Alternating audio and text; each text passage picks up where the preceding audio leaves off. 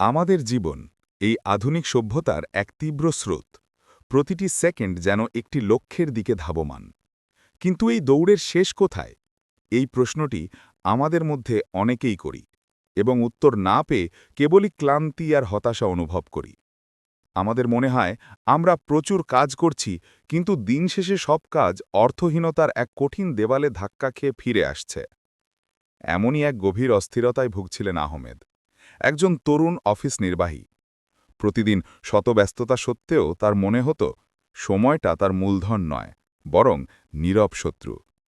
একদিন এই জটিল জিজ্ঞাসাটি তিনি তুলে ধরলেন প্রবীণ জ্ঞানী হাজী সাহেবের কাছে। কফি শপের কোণে বসে আহমেদ যখন হতাশা প্রকাশ করলেন, হাজী সাহেব মৃদু হাসলেন। তিনি বললেন, আহমেদ, এই যে সময়কে তুমি বালি হয়ে ঝরে যেতে দেখছ, এর কারণ হল তুমি এর মূল্য বোঝো না। তুমি কি জানো সেই ছোট সূরাটির কথা, যা আমাদের বলে দেয় কেন মানবজাতি ক্ষতির মধ্যে রয়েছে? হাজী সাহেব বললেন, সেই সূরাটি হল সূরা আল আসর, যেখানে আল্লাহ তাআলা সরাসরি সময়ের কসম খেয়েছেন। ওয়া আল আসর অর্থাৎ সময়ের শপথ। আল্লাহ কেন কসম খেলেন?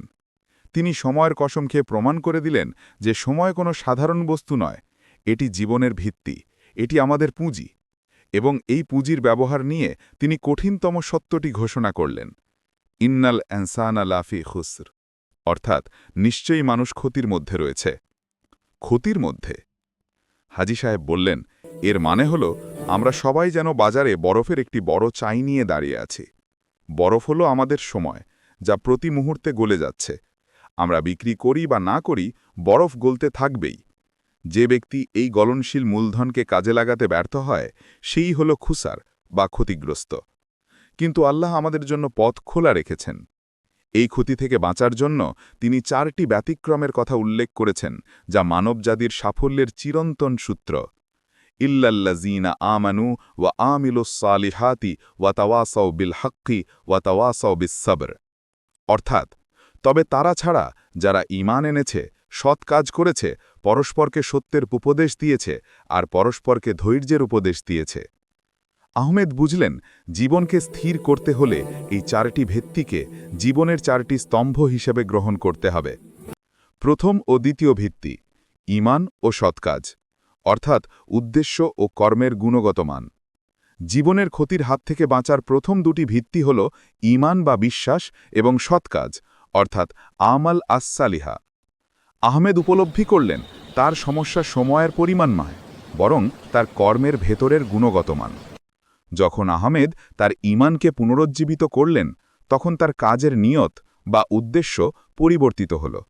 এখন অফিস ফাইল তৈরি করা, মিটিংয়ে অংশ নেওয়া বা সহকর্মীর সাথে কথা বলা সবকিছুই আল্লাহর সন্তুষ্টির উদ্দেশ্যে করা সৎ কাজে পরিণত হল। কর্মজীবনের ব্যস্ততা ইবাদতে রূপান্তরিত হল। সৎ কাজ শুধু নামাজ রোজা নয়, সৎ কাজ হল জীবনের প্রতিটি স্তরে নৈতিকতা এবং মানবতার প্রতিষ্ঠা। আহমেদ এখন শুধুমাত্র নিজের সাফল্যের জন্য কাজ করেন না।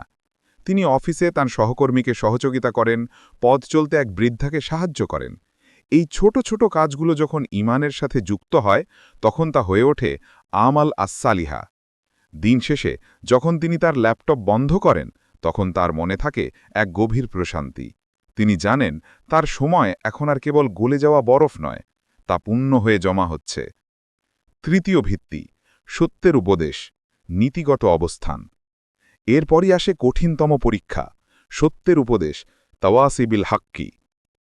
ঈমান মানুষকে একা বাঁচতে শেখায় না, বরং সমাজের অংশ হিসেবে বাঁচতে শেখায়। যখন সত্য বলা কঠিন, যখন নিজের স্বার্থ ক্ষুণ্ণ হতে পারে, তখনও সত্যের পক্ষে দাঁড়ানোই হল তাওয়াসি বিল হাক্কি। আহমেদের অফিসে একটি বড় প্রজেক্টে সাময়িক মুনাফার জন্য নৈতিকভাবে প্রশ্নবিদ্ধ একটি পথ বেছে নেওয়া হল।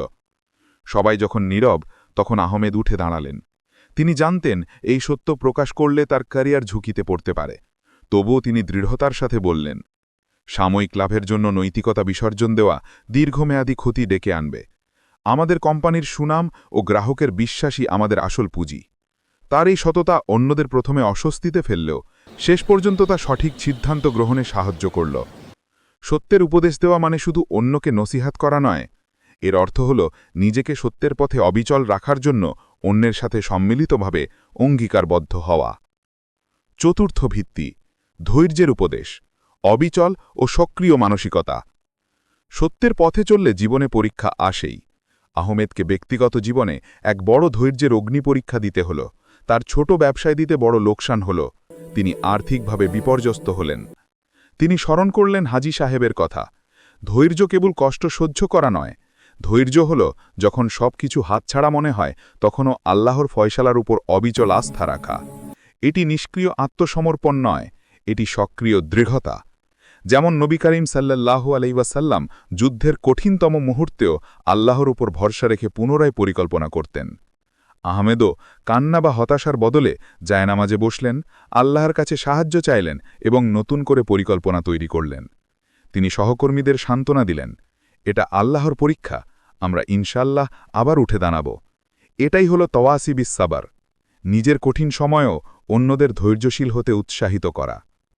চূড়ান্ত উপলব্ধি সাফল্যের মূলমন্ত্র প্রায় ১ বছর পর সময়ের স্রোতে ভেসে যাওয়া সেই তরুণ আজ এক স্থিতধী মানুষ তিনি আর সময়ের কাছে পরাজিত নন সেই কফি শপের কোণে বসে হাজী সাহেবকে যখন তিনি কৃতজ্ঞতা জানান তখন তার মুখে ছিল এক গভীর শান্তি তার জীবনের ক্ষতি পরিণত হয়েছে লাভে হাজী সাহেবের সেই সরল বার্তাটি আজও চিরন্তন মানব জীবনের সমীকরণটি 4টি স্তম্ভের ওপর দাঁড়িয়ে আছে যারা এই 4টি ভিত্তিকে নিজেদের জীবনের অংশ করে নেবে তারাই সফল আসুন আমরাও সেই 4টি ভিত্তিকে গ্রহণ করি বিশ্বাস বা ঈমান সৎকর্ম সত্যের উপদেশ বা তওয়াসিবিল হাক্কি ধৈর্যের উপদেশ অর্থাৎ তওয়াসিবিস সবর সময়ের শপথ নিশ্চয়ই মানুষ ক্ষতির মধ্যে রয়েছে তবে তারা ছাড়া যারা ঈমান এনেছে সৎ কাজ করেছে পরস্পরকে সত্যের উপদেশ দিয়েছে আর পরস্পরকে ধৈর্যের উপদেশ দিয়েছে